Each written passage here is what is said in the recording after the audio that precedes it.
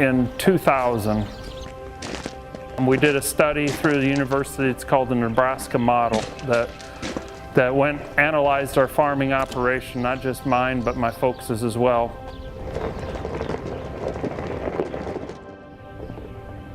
And when we completed the study, it came back and said that livestock for us was probably going to be the best way to grow our operation and then eventually bring back our kids.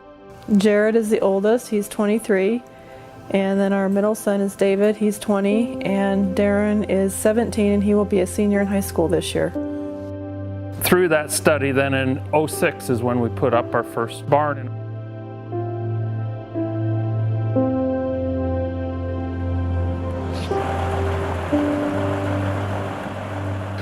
Before we built our first barn, there was not going to be any opportunity for our boys to come back to the farm with where our farm size was at that time.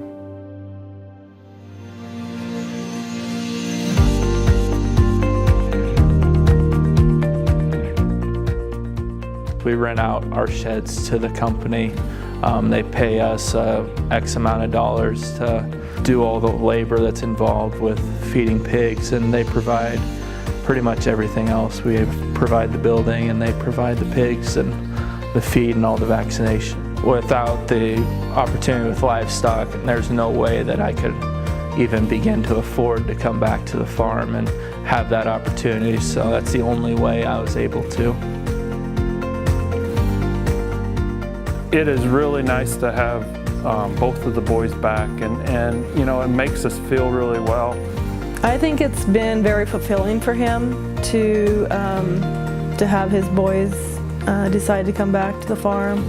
And it's just another generation that can continue on with the farming. You know, there's a lot of families that don't have that legacy to pass on to their children, or their children have no desire to do so. So it's kind of exciting to know that 2 of our sons are going to, and maybe the 3rd one will eventually. It's just something that I enjoy, and I understand it, and passionate about it, and wanted to come back to the community. I love this community and being around here. You know, it's hard for people my age to get back into the farming if they're starting out by themselves, unless it's through a contract through livestock. So that's the biggest thing, that, you know, they can take a lot of the risk out of the livestock right now by going with contract feeding. If livestock is not continued to be developed and encouraged in the state of Nebraska, then these small communities are going to just keep withering away slowly, I truly feel.